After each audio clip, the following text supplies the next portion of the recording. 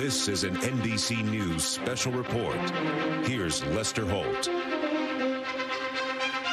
Good day, everyone. We're coming on the air with breaking news. President Biden is about to speak about this morning's hostage release in the Middle East. 24 people, including several small children and a group of Thai nationals held captive in Gaza, were set free as part of a broader deal between Israel and Hamas. No Americans were among this group released. That bargain also included a temporary ceasefire, a promise of humanitarian aid into Gaza, and the release of Palestinian soldiers. The 13 hostages released today are from a group of more than 200 people kidnapped during Hamas's deadly attack in October 7th on Israel. Here is the president as we wait for him to take the podium there. We've got NBC's Kelly O'Donnell standing by. Kelly, what more can you tell us about what we're going to hear from the president? Well, Lester, I believe the president will certainly talk about this as an important sign of progress, that the negotiations in which the U.S. was an important influence have prevailed here today, that the peace that is a pause is holding at the moment, and that those steps that you outlined for humanitarian aid to go in, that is taking place. There is still much more work to do. I would expect the president to thank all of the parties, especially the work of the government of Qatar that has been so influential in trying to be a go-between between Israel, the United States, and Hamas.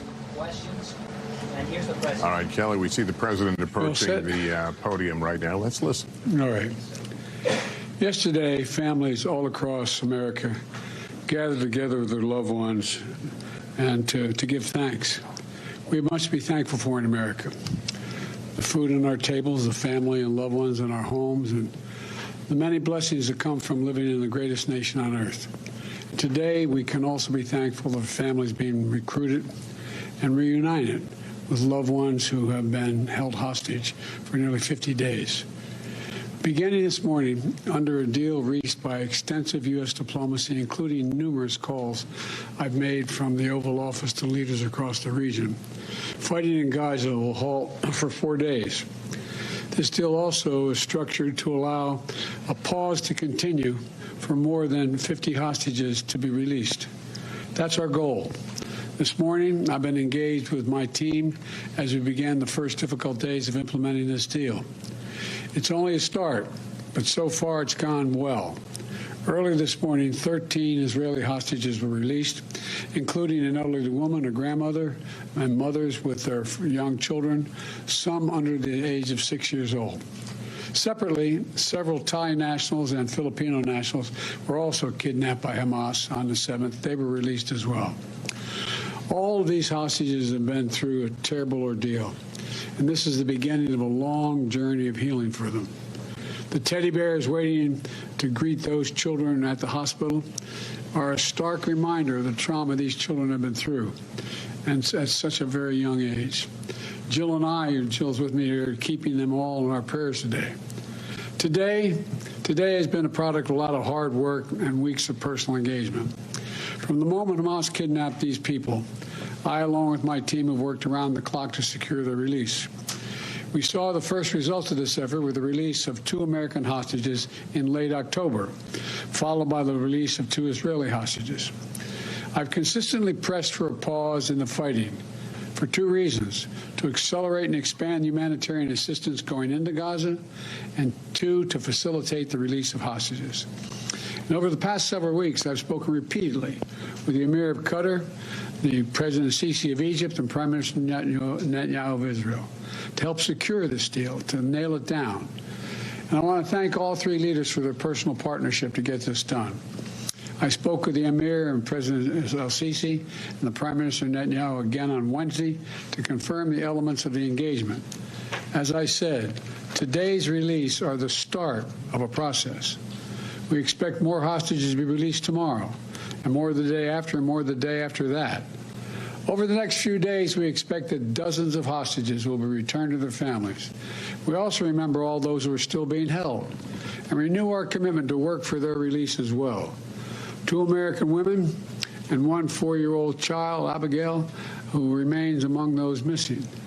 We also will not stop until we get these hostages brought home and an answer to their whereabouts. I remain in personal contact with the leaders of Qatar, Egypt, and Israel to make sure this stays on track and every aspect of the deal is implemented. You know, this extended pause in the fighting brings a critical opportunity to deliver much-needed food, medicine, water, and fuel to the civilians in Gaza, and we are not wasting one single minute. Since my trip to Israel last month, I've been focused on accelerating the delivery of humanitarian assistance to Gaza in coordination with the United Nations and the Red Cross.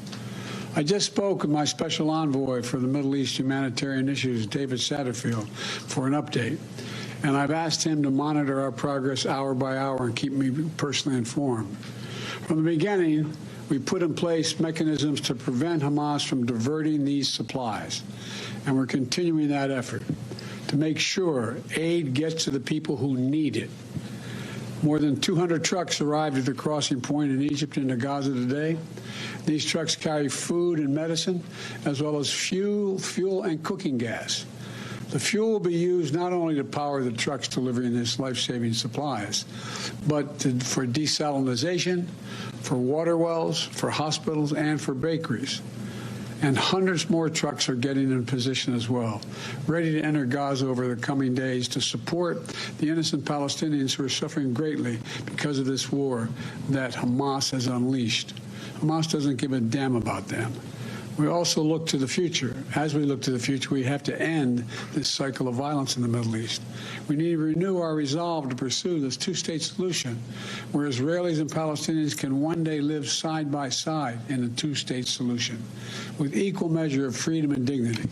2 states for 2 peoples. And it's more important now than ever.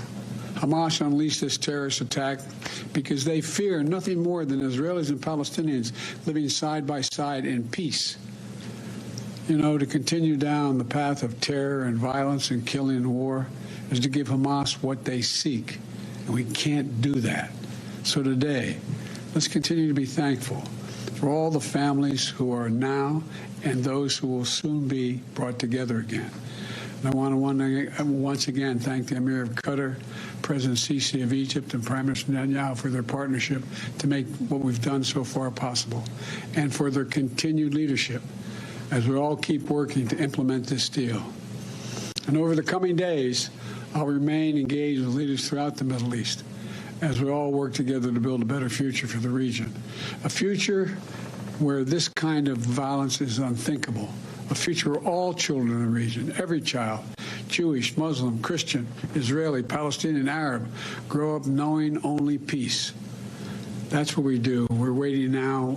It's just a matter of, I thought, maybe even as soon as by the time I got here. But in the next hour or so, we'll know what the second wave of releases are. And I'm hopeful that it's as we anticipate. So thank you all for listening. I'll take a few questions. Mr. President, when will the first American hostages be released since none were included today? We don't know when that will occur, but we expect it to occur. And we don't know what the list of all the hostages are and when they'll be released, but we know the numbers they're going to be released. So it's my hope and expectation will be soon. And of the 10 Americans that are unaccounted for, do you know all of their conditions? Are they all alive? We don't know all of their conditions. Mr. President, how long do you expect this war is going to take? And have you encouraged Prime Minister Netanyahu to set a timeline, say, by the end of this year? I've encouraged the Prime Minister to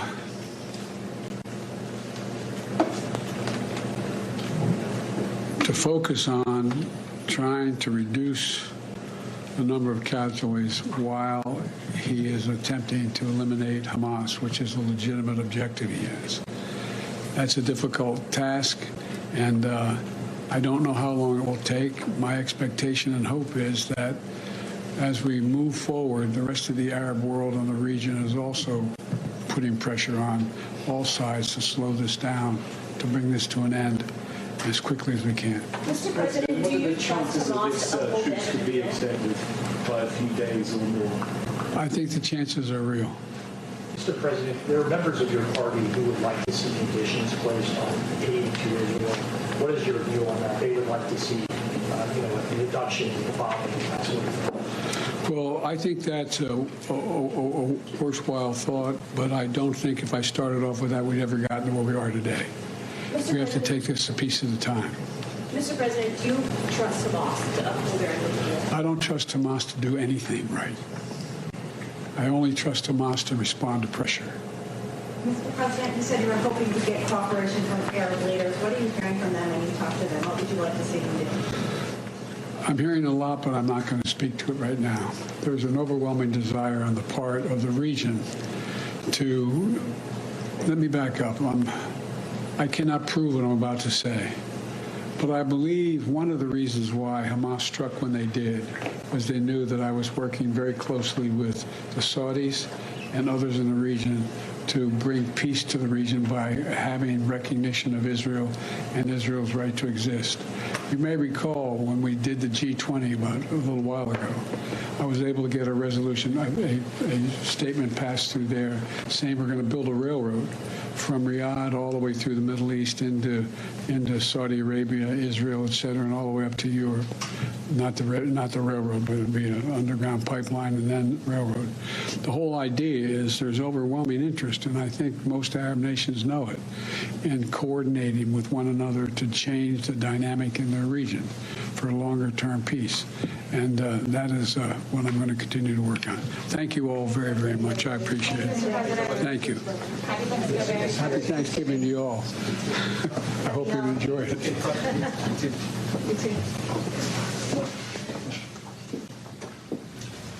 President Biden taking a few questions there after making his remarks on the day that saw the release of 24 hostages so far. The president saying this is only a start. It's so far, he says, going well, talking about this deal that has allowed this transfer of individuals between Hamas and Israel. He says it's a product of a hard week and that there would be more tomorrow, meaning another group of hostages expected to be released tomorrow. The president also offering a bit of news there, suggesting that within the next hour we may learn who would be among those in the next group. As we've been reporting, no Americans in this first group released today. We know that there are several, of course, that the White House is watching carefully, but not to be released in the group today. Our senior White House correspondent Kelly O'Donnell is traveling with the president, who is in Massachusetts for the holiday. Kelly, the president laid out the idea that there will be more to come, but also suggested there's a trust deficit when it comes to Hamas.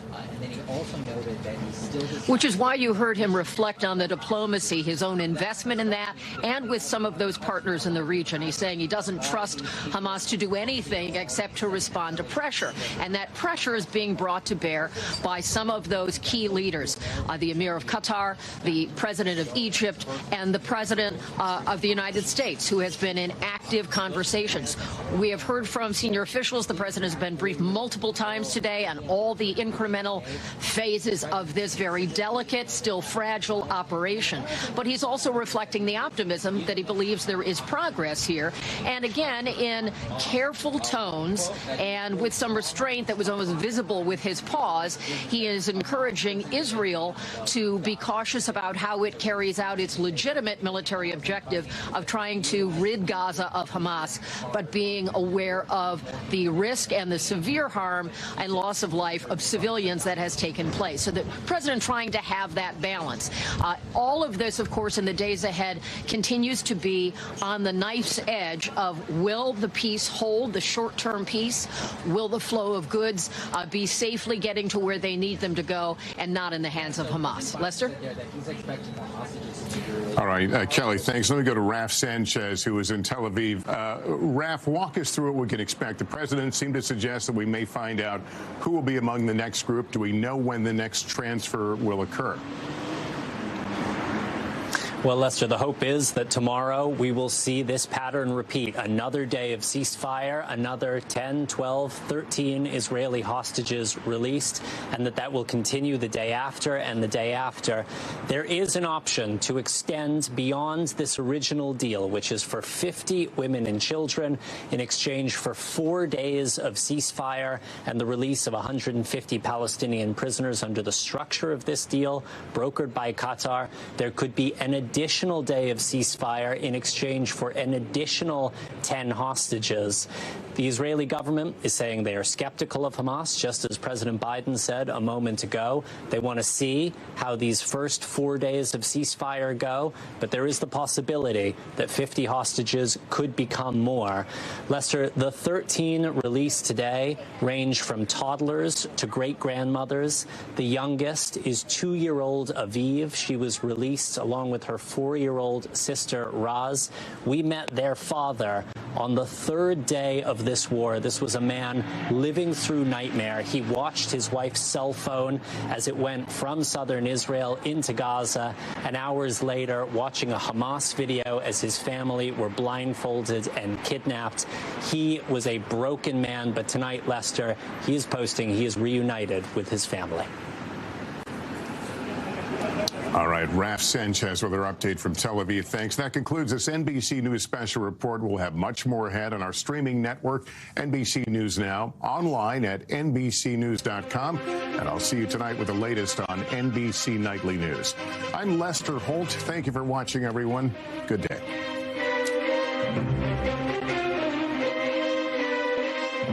Thanks for watching. Stay updated about breaking news and top stories on the NBC News app or follow us on social media.